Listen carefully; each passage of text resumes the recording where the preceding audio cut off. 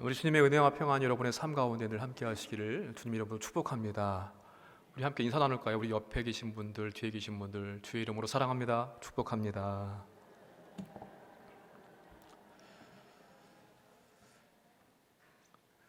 이스라엘 백성들이 애굽에서 종살이를 하다가 출애굽을 하게 되었고요. 모세를 통하여서 시내산에서 하나님께 십계명을 받았습니다. 그 십계명을 613가지의 계명으로 다시 세분화시켰습니다. 왜냐하면 조금 더 세세하게 잘 철저하게 하나님 말씀 계명을 순종하기 위한 선한 목적 때문이었습니다. 물론 그것이 나중에 변질되긴 했습니다만은. 그리고 랍비 심나이라고 하는 사람은요, 그 613가지의 계명을 또다시 찾고 분석을 했습니다. 그래서 하지 말아라 라고 하는 계명이 365개, 해라 라고 하는 계명이 248개로 그렇게 분류를 했습니다. 예수님은 이것을 가리켜서 장로들의 유전이라는 말씀을 복음서에서 하신 적도 있습니다. 365라고 하는 숫자는요, 1년 날수와 같습니다. 그리고 248이라고 하는 숫자는요, 유대인들에게 있어서 인간의 몸 안에 있는 뼈와 장기의 모든 개수가 248개라고 생각을 했습니다. 그러니까 이 숫자적인 의미를 살펴본다고 한다면은 1년 365일, 그러니까 매일매일 우리의 뼈와 장기로 대표되는 우리 몸 전체, 우리 인격 전체가 하나님 말씀에 순종해야 한다라고 하는 그런 의미를 담고 있다고 말씀을 드릴 수 있을 것 같습니다. 613가지의 계명을 압축한다면은 당연히 10계명이 될 것이고요. 그 10계명을 한마디로 또 압축을 한다고 한다면은 하나님 사랑, 이웃 사랑이라고 우리가 너무나 잘 알고 있습니다. 그리고 이 하나님 사랑, 이웃 사랑의 계명은요, 오늘 함께 나눌 속건제의 제사에서도 같은 맥락을 가지고 있는데요. 레위기 5장, 6장 말씀을 보시게 되면은 속건제에 대한 제사 규정이 나와 있습니다. 이 속건이라고 하는 말을 한자 말로 보게 되면은요, 건이라고 하는 말이 허물 건자를 쓰고 있습니다. 그러니까 허물을 속한다라는 의미를 가지고 있고요. 히브리어로는 아샴이라고 하는데 수치스러운 것, 부끄러운 것을 뜻합니다. 그러니까 속건제라고 하는 것은 수치스럽고 부끄러운 죄를 속죄받기 위해 드리는 제사가 바로 속건제입니다. 죄 용서함을 드린다는 의미에서 속죄제와 비슷하기도 합니다. 실제로 규정도 비슷하고요. 그런데 속죄제와 속건제가 다른 것이 있다고 한다면은 속죄제는 내가 죄를 범했다는 것을 깨닫게 되었을 때 드리는 제사입니다. 그런데 이 속건제는 내가 죄를 지은 것도 알지 못한 채 부지중에 죄를 지었을 때에도 이 제사를 드렸다는 것이 이 속죄제와 다르고요. 더더욱 중요한 속건제의 특징은 무엇인가 하면은 내 죄로 말미암아 피해를 입은 물건이라든가 값어치에 대해서 5분의 1을 더해서 하나님께 제사를 드리고 그에 대한 보상도 해야만 했다는 것이 다릅니다. 그러니까 내가 죄를 지었다고 한다면 그것이 대상이 하나님이시든 아니면 사람에게서든 하나님께도 사람들에게도 제사를 드리고 5분의 1, 20%의 더 값어치를 배상해야 하는 책임이 있는 것이 바로 속건제입니다. 그걸 통해서 무엇을 하기 위한 목적이냐? 속건제의 목적은요, 하나님과 바른 관계를 유지하기 위해서이고요. 더불어서 그 하나님과의 바른 관계를 통하여서 이웃과의 관계도 바르게 하기 위한 목적이 바로 이 속건제를 드리는 이유였습니다. 그런데 우리 주님, 예수님의 십자가 가운데 이 속건제의 목적이 들어있지요. 사실은 저와 여러분 모두가 죄에 대한 값을 지불해야만 했는데 예수님께서 대신 십자가에서 죽으심으로 말미암아 그 죄값을 치러주신 것입니다. 그래서 하나님과 우리와의 깨어진 관계를 바르게 해주셨고요. 또 그 사랑을 받았기 때문에 우리가 하나님을 사랑하는 마음으로 이웃을 사랑한다고 하는 것, 그게 바로 십자가의 의미이자 상징인 것입니다. 속건제의 말씀을 통해서 주시는 메시지 또한 그것과 다르지 않습니다. 하나님을 사랑하는 것, 이웃을 사랑하는 것, 여러분, 이것을 잃어버리게 된다고 한다면은 우리가 믿음의 생활을 한다고 할지라도 기복 신앙이 될 수가 있고요, 복음의 본질을 잃어버릴 수 있습니다. 그래서 여러분, 올 한 해 우리가 하나님과 바른 관계를 먼저 맺으시기를 힘쓰시길 바라고요, 그리고 그 하나님을 사랑하는 마음 가지고 이웃과의 관계도 바르게 세워나가시는 귀한 시간들이 되시기를 주님의 이름으로 축복합니다. 먼저 이 속건제를 통해서 주시는 메시지는 무엇인가? 첫 번째가 하나님과 바른 관계를 맺으시기를 바랍니다. 언제 속건제를 드리느냐? 크게 두 가지가 있습니다. 하나는 하나님께 내가 범죄를 했을 때, 또 하나는 내가 사람들에게, 이웃들에게 범죄를 했을 때 이 속건제의 제사를 드렸습니다. 그리고 하나님께 범죄했을 때는 또 다시 세분하게 되면 두 가지로 나눠지게 됩니다. 하나님의 성물에 대해서 범죄했을 때, 그리고 또 한 가지는 하나님께서 주신 계명 가운데 하나라도 어기게 되어서 범죄를 하게 되었을 때, 그때 드리는 제사가 바로 이 속건제의 제사입니다. 먼저 하나님께 드리는 제사 가운데 여호와의 성물에 대해서 범죄를 했을 때입니다. 우리 15절의 말씀을 다시 한번 함께 읽어보도록 하겠습니다. 누구든지 여호와의 성물에 대하여 부지 중에 범죄하였으면 여호와께 속건제를 드리되 내가 지정한 가치를 따라 성소의 세겔로 몇 세겔 은에 상당한 흠없는 순양을 양떼 중에서 끌어다가 속건제로 드려서. 아멘. 여호와의 성물이라고 되어 있습니다. 성물이 뭡니까? 거룩할 성자에다 물건 물자를 씁니다. 그러니까 거룩한 물건이란 뜻이거든요. 거룩하다라고 하는 것은 구별됐다고 하는 말입니다. 똑같은 물건이지만 거룩하게 하나님을 위해서, 하나님의 목적을 위해서 드렸다고 한다면 그것은 성물이 됩니다. 우리를 가리켜서 뭐라고 그럽니까? 사람들이, 또 우리가 자신이 성도라고 부릅니다. 무리는 무리지만 하나님께 드려진 거룩한 물이라는 뜻에서 성도라고 그렇게 부릅니다. 하나님의 일을 위해서 그것을 수행할 목적으로 따로 구별해서 분리해 놓은 것 모두가 다 성물이 됩니다. 예를 든다면은 성소에 있었던 성구들이죠. 뭐 언약궤라든가 또 촛대, 분향단, 뭐 이런 것들이 다 성구, 성물에 해당합니다. 또 하나님께 드릴 목적으로 드리는 제물들, 첫 수확물, 첫 열매, 11조와 같은 것들도 다 성물에 해당합니다. 그런데 이러한 성물에 대해서 범죄를 했다는 것입니다. 불신하고 불성실하고 배반하는 일인데 그게 바로 여호와의 성물에 대해서 범죄하는 일이었습니다. 여러분, 성경을 보시면요, 이러한 일들이 있었던 것을 여러분 기억하실 겁니다. 여호수아의 지휘하에 여리고성을 함락시켰습니다. 그리고 거기서 얻었던 전리품들 모두를 다 하나님께 드리라고 말씀하셨는데 그 중에 한 사람이 있었죠. 아간이라는 사람이 하나님의 것으로 구별되어야 할 그것을 가운데 일부를 자기 것으로 몰래 감춰뒀습니다. 그래서 결국 이후에 아이성 전투에서 크게 대패하는 일이 일어났습니다.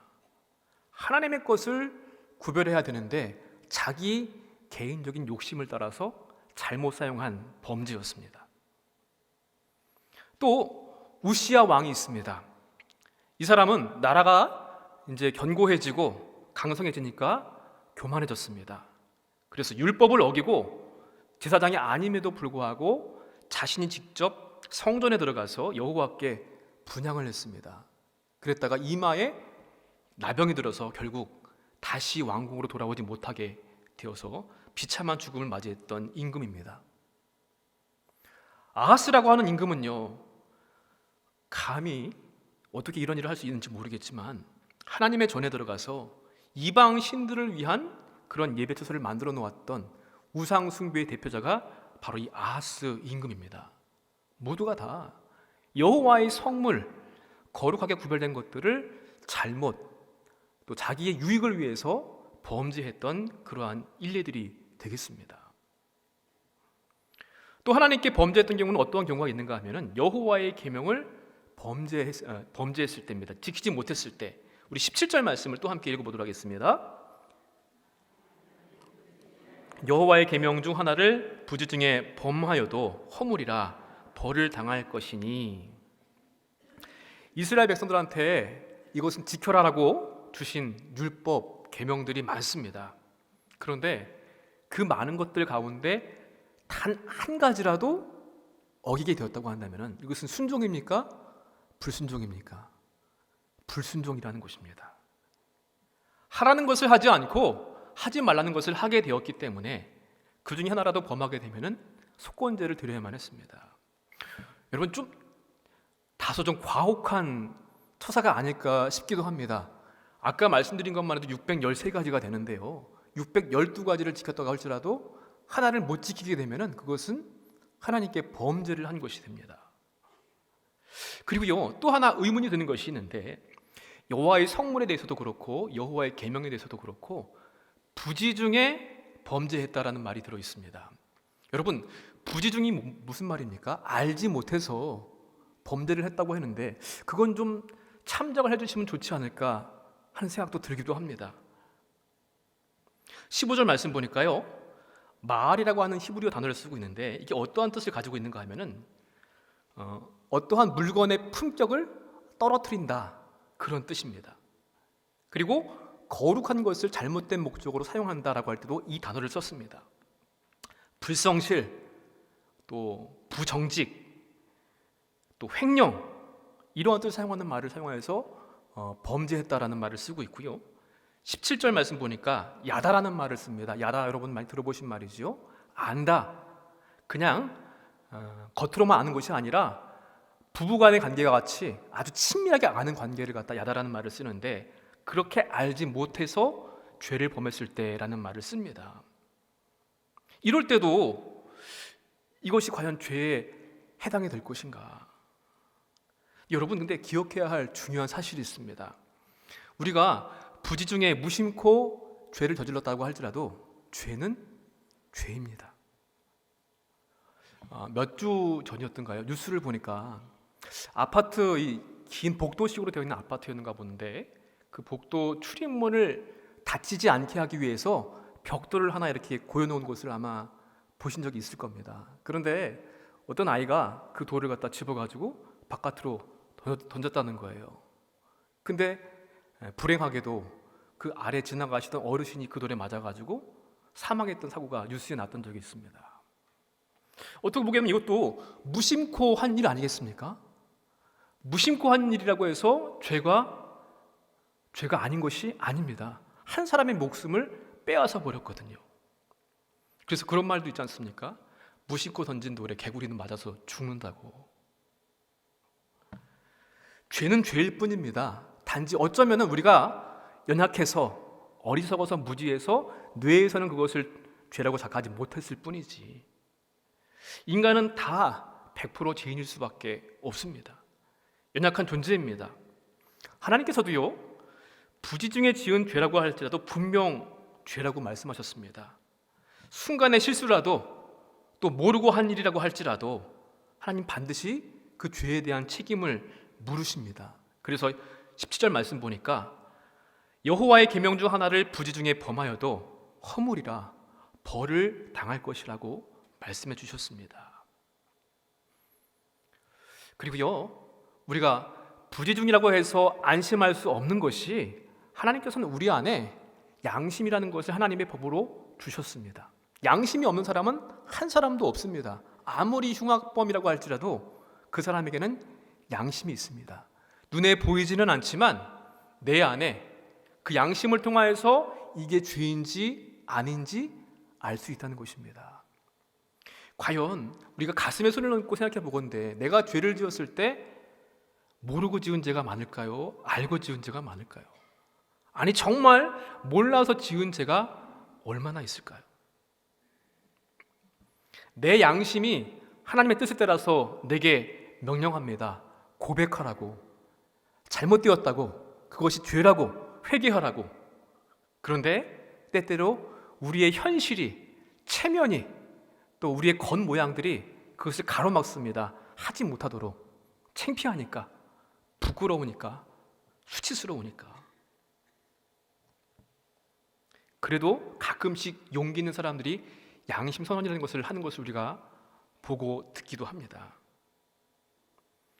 하나님을 가까이 하면 할수록 사람들의 시선보다는, 내 체면 치레보다는 내면의 소리인 양심, 아니 하나님의 뜻에 순종할 수밖에 없습니다. 그런데 감사한 것은 하나님께서 우리에게 구원을 위한 속죄의 길을 열어놓아 주셨다고 하는 은혜의 사실입니다. 그래서 부지 중에 죄를 지었다고 한다면은 속건제를 드리고 속함을 받으라고 말씀하셨고요. 그리고 궁극적으로는 예수 그리스도를 이 땅에 보내셔서 십자가에 대신 죽게 하심으로 말미암아 우리의 모든 죄를 다 속해 주셨다고 하는 사실입니다. 여러분, 그것을 꼭 기억하시기를 바랍니다. 어떤 죄가 크고 어떠한 죄가 작은 죄일까요? 무심코 지은 죄가 알고 지은 죄가. 철 1kg의 무게하고요, 솜 1kg의 무게하고 뭐가 더 무겁습니까? 똑같잖아요. 1kg 하겠으니까. 근데 우리는 무심코 지은 죄는 덜하다고 생각하고 솜이 더 가볍다고 생각합니다. 그런데 죄는 죄일 뿐입니다. 하나님의 거룩하심을 나타내는 성물에 부지 중에 죄를 지었습니다. 근데 그 사실, 그 원인을 따져보게 되면은요, 하나님과의 언약 관계를 내가 소홀히 여긴 것입니다. 그래서 알지도 못하게 되었고요, 깨닫지도 못하게 된 것입니다. 그래서 하나님 말씀에 나 자신을 비춰보는 것을 게을리하면 안 됩니다. 죄 지은 것조차도 깨닫지 못할 수가 있기 때문에 우리는 늘 하나님의 말씀에 비추어서 부지 중에 지은 죄라고 할지라도 회개할 수 있는 삶을 살아가야 될 줄로 믿습니다. 죄는요, 얼마나 무서운 것인지 하나님과의 관계를 다 깨트려 버립니다. 참으로 두려운 일이고, 이는 부지 중에 지은 죄라고 할지라도 마찬가지입니다. 사랑하는 성도 여러분, 하나님의 거룩하심에 죄를 범하지 않도록 힘쓰시기를 바랍니다. 예배당이 거룩한 것은 왜 거룩합니까? 여기서 하나님을 예배하는 건물이기 때문에 거룩합니다. 저와 여러분이 귀한 것은 왜, 그 이유가 무엇입니까? 예수님께서 십자가를 대신해서 죽으시고 하나님을 예배하는 거룩한 성도로 세워주셨기 때문에 저와 여러분이 거룩한 줄 믿습니다. 우리가 가지고 있는 물건들, 시간들, 마음 씀씀이까지도 하나님의 거룩함을 훼손하지 않도록 힘쓰시기를 바랍니다. 여러분, 이 일을 위해서 말씀과 기도의 삶을 힘쓰십시오. 올해 표가 항상 깨어 기도하라고 했습니다. 늘 하나님의 말씀에 비추어서 영적으로 무지하지 않도록 힘쓰고요, 부지 중에 지은 죄라도 회개하는 삶을 살기 위해 우리는 기도하는 일을 결코 게을리할 수 없습니다. 하나님과의 바른 관계를 계속해서 이뤄가기를 힘쓰시는 올 한 해가 되시기를 주님 이름으로 간절히 축원을 드립니다. 또 두 번째 메시지는요, 하나님과의 바른 관계를 맺었다고 한다면 이제 이웃과 바른 관계를 맺으라는 것입니다. 이웃에게 손해를 끼쳤을 때에도 속건제를 드리라고 말씀합니다. 오늘 본문은 아닙니다만 6장 2절부터 5절까지 말씀 보시면요, 이렇게 되어 있습니다. 제가 말씀을 한번 읽어보겠습니다. 누구든지 여호와께 신실하지 못하여 범죄하되 곧 이웃이 맡긴 물건이나 전당물을 속이거나 도둑질하거나 착취하고도 사실을 부인하거나 남의 잃은 물건을 줍고도 사실을 부인하여 거짓 맹세하는 등 사람이 이 모든 일 중에 하나라도 행하여 범죄하면 이는 죄를 범하였고 죄가 있는 자니 그 훔친 것이나 착취한 것이나 맡은 것이나 잃은 물건을 주운 것이나 그 거짓 맹세한 모든 물건을 돌려보내되 곧 그 본래 물건의 5분의 1을 더하여 돌려보낼 것이니 그 죄가 드러나는 날에 그 인자에게 줄 것이요. 아멘. 여러분, 2절에 뭐라고 말씀되어 있습니까? 여호와께 신실하지 못하여 범죄하되, 이렇게 말씀합니다. 놀라운 사실인데요, 하나님 앞에서 진실하지 못하게 되면은 우리는 이웃들한테 범죄할 수밖에 없는 존재라는 것입니다. 여호와께 신실하지 못하여 범죄하되 그 범죄의 구체적인 행태들이 나타납니다. 그게 뭡니까? 이웃의 것을 도둑질하고 착취하고 부인하고 거짓말하는 것 등등, 이렇게 하나님과의 관계를 바로 맺지 못하게 되면은 다른 이웃들한테 죄를 짓고 피해를 줄 수밖에 없는 것이 우리의 모습입니다. 요한일서 4장 20절에 말씀합니다. 누구든지 하나님을 사랑하노라 하고 그 형제를 미워하면 이는 거짓말하는 자니 보는 바 그 형제를 사랑하지 아니하는 자는 보지 못하는 바 하나님을 사랑할 수 없느니라. 여러분, 우리 이웃과의 관계가 어떻습니까? 멀리 있는 이웃까지 갈 필요도 없고요. 우리 가까이에 있는 일가 친지, 가족과의 관계도 한번 생각해 보시기 바랍니다. 그 안에도 미움이 있고 원망이 있고 다툼이 있지 않습니까? 그런데 요한일서 말씀을 비친다고 한다면은 하나님을 사랑하지 않는 것이고 믿노라고 할 수 없는 행태라는 것입니다. 결국 궁극적으로 그 모든 것들은 하나님께 범죄하는 일이 되는 겁니다. 가끔씩 성도들하고 이제 이런저런 대화를 나눌 때가 있는데요. 그런 말을 들을 때가 있습니다. 직장 생활을 하시는 분들 가운데 직장 동료 때문에 참 힘들어하시는 분들이 적지 않게 있으시더라고요. 그 사람 때문에 참 직장 생활 괴롭고 힘들다는 거예요. 근데 더 힘든 건 뭔가 하면은 나를 힘들게 하는 그 사람이 크리스천이라는 겁니다. 교회로도 안 다니면은 그래도 이해를 하겠는데 어떻게 교회 다니는 사람이 그렇게 행동하고 그렇게 나를 대할 수 있는지. 그런데 여러분, 뒤집어서 보게 되면 혹시 나도 그런 모습이 될 수 있지 않겠습니까? 우리 직장에서, 학교에서, 가정에서 예수 믿는 나 때문에 다른 사람들이 힘들어할 수도 있다는 사실이 두려움이 듭니다. 그럴 때에 회개하고 속건제를 드리되 5분의 1의 가치를 더해서 돌려보내라고 오늘 말씀하고 있습니다. 여러분, 보상이라는 것이 있고 배상이라는 것이 있습니다. 뭐가 다른지 여러분 아십니까?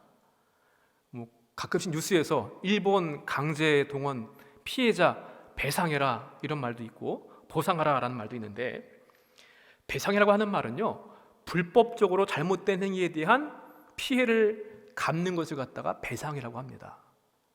보상은 무엇인가 하면은 잘못된 목적을 가지고 또 불법으로 행한 것은 아니지만 결국은 나 때문에 사람한테 피해를 입혔다고 한다면 그것을 갚아주는 것이 바로 보상이 됩니다. 근데 배상이든 보상이든 중요한 것은 무엇인가 하면은 값을 반드시 지불해야 한다는 것입니다. 여러분, 어르신들 기도하실 때 그런 기도 내용 들어보신 적 있으시죠? 하나님 용서해 주십시오. 알고도 지은 죄, 모르고도 지은 죄. 이렇게 막 기도하시는데 우리가 알고도 모르고도 죄를 짓고요, 배상도 해야 되고 보상도 해야 될 일이 얼마나 많이 있는지 모릅니다. 불법을 행할 때도 있고 법을 지키지만 내가 나약해서 한계가 있어가지고 피해를 줬기 때문에 배상을 해야 될 때도 있습니다. 보상을 해야 될 때도 있습니다. 그런데 하나님께서 아주 구체적으로 피해를 입힌 그 값어치 액수에다가 20%를 더해서 보상을 해야 된다, 배상을 해야 된다 말씀하십니다. 왜 그러셨을까? 물질을 통해서 좀 이익을 보라고 하시는 것일까? 아닙니다. 물질적인 문제가 중요한 것이 아니라 바른 관계 때문에 그렇습니다. 예수님도 마태복음 5장 23절, 24절 이하의 말씀에 그렇게 말씀하십니다. 그러므로 예물을 제단에 드리려다가 거기서 내 형제에게 원망 들을 만한 일이 있는 이것이 생각나거든 예물을 제단 앞에 두고 먼저 가서 형제와 화목하고 그 후에 와서 예물을 드리라. 아멘. 여러분, 그 정신을 보십시오. 예배 드리는 건 참 중요하지만 예배 드리는 것보다 그 먼저 앞서 형제와 불화한 상태에서는 바른 예배가 되지 않기 때문에 그 형제와 화해하고 용서를 구하고 바른 관계를 맺으라는 말씀입니다. 하나님께서 사람에게 속건의 의무를 요구하시는 것은 물질 그 자체가 중요하기 때문이 아니라 그것이 아니라 사람과 사람과의 관계가 깨어지기 때문에 그렇습니다. 물질로 인해서 인간 간의 관계가 깨어지는 것을 원치 않으시기 때문에. 여러분, 그래서 회개라고 하는 것은 하나님께 내 잘못을 고하고 용서받는 것도 중요하고 먼저입니다. 그렇지만 또 하나 간과할 수 없는 것은 내가 할 수 있는 다른 사람들한테 입힌 그런 피해들 최선을 다해서 갚고 용서를 구하는 책임과 의무를 다해야만 할 줄로 믿습니다. 벌써 오래전 영화가 되었는데요. 예전에 그 칸 영화제에서 여우주연상을 받았던 미량이라는 영화 여러분들 보셨을 겁니다. 기억을 더듬어 보시기 위해서 제가 간단하게 말씀을 드리면요. 신혜라고 하는 여주인공이 등장을 하죠. 남편이 외도해서 결국 교통사고로 죽게 되었습니다. 아들 하나를 데리고 남편의 고향이었던 밀양으로 내려와서 피아노 학원을 열고서 살아가는데 이 아들이 다녔던 학원의 원장으로부터 이 유괴를 당하고 결국 목숨을 잃게 되었습니다. 이래도 살아야 되나요? 라고 할 만큼 그 여인의 인생은 참 슬프고 괴롭고 힘든 인생입니다. 남편이 외도로 죽었습니다. 피아니스트의 꿈도 사라졌습니다. 아들도 학원 원장으로부터 유괴당해서 죽임을 당했습니다.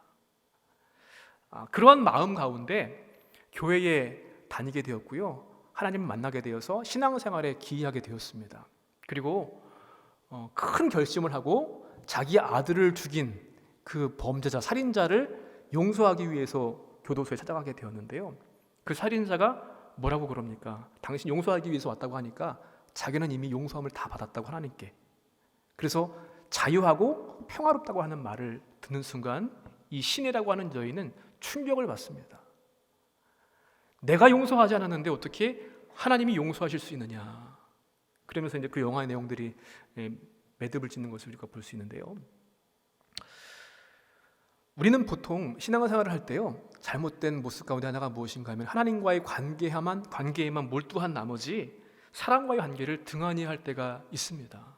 물론 하나님과의 관계를 가장 우선시 두는 것은 맞는 말입니다만은 그것은 별개의 것이 아니라 함께 연결되어져야 할 일입니다. 하나님을 사랑하면서 어떻게 이웃에게 피해를 주고 내가 죄를 범했을 때 용서를 구하지 않을 수 있겠습니까? 혹시 교회에서의 내 모습과 가정과 사회에서의 내 모습이 다르다고 한다면 우리 역시도 그러한 모습을 보일 수밖에 없는 것입니다. 예배 때와 기도의 때의 모습과 그 외의 시간의 모습이 다를 때가 있습니다. 속건제를 통해서 하나님께서 말씀하시는 것은 이웃과의 문제에 대해서도 하나님 앞에서 용서를 구하고 이웃에게도 진실한 용서와 배상의 책임을 다 하라는 것입니다. 우리가 가지고 있는 믿음이 하나님만을 바라보면서 모든 것을 버리는 그런 믿음이 아니라 하나님께만 회개하고 사람과의 관계에 있어서는 막 살아도 되는 믿음이 아닙니다. 하나님은 언제나 우리가 세상의 빛으로, 세상의 소금으로 살기를 원하시고 그러한 사명을 주셨습니다. 여러분, 저와 여러분의 삶의 모습 가운데 이웃과의 관계가 어떻습니까? 가족과 친지와의 관계는 어떻습니까? 물질적인 것만이 아니라 불편하고 어색하고 부담되는 관계가 있다고 한다면 바른 관계가 되시기를 바랍니다. 꼭 알게 모르게 나로 인해서 그 사람들한테 괴로움을 주고 상처를 주었다고 한다면 진심으로 회개하고 물질의 20%를 더하는 그러한 마음과 자세를 가지고 그들을 대해야 될 줄로 믿습니다. 사랑하는 성도 여러분, 예수님의 십자가의 죽음을 통한 그 사랑으로 우리는 내가 치러야 될 죄의 대가를 대신 치름을 받게 되었습니다. 하나님과 우리 사이의 관계도 회복되었습니다. 그리고 그 사랑으로 우리는 이웃을 사랑하고 섬겨야만 합니다. 너희는 세상의 빛이라 소금이라 우리 주님께서 말씀하셨습니다. 속건제의 말씀은 하나님께 속한 것이든 사람에게 속한 것이든 반드시 죄값에 대한 그 해당하는 값을 지불해야 하는데 더해서 해야 하는 의무를 주실 만큼 철저하게 하라고 말씀해 주고 계십니다.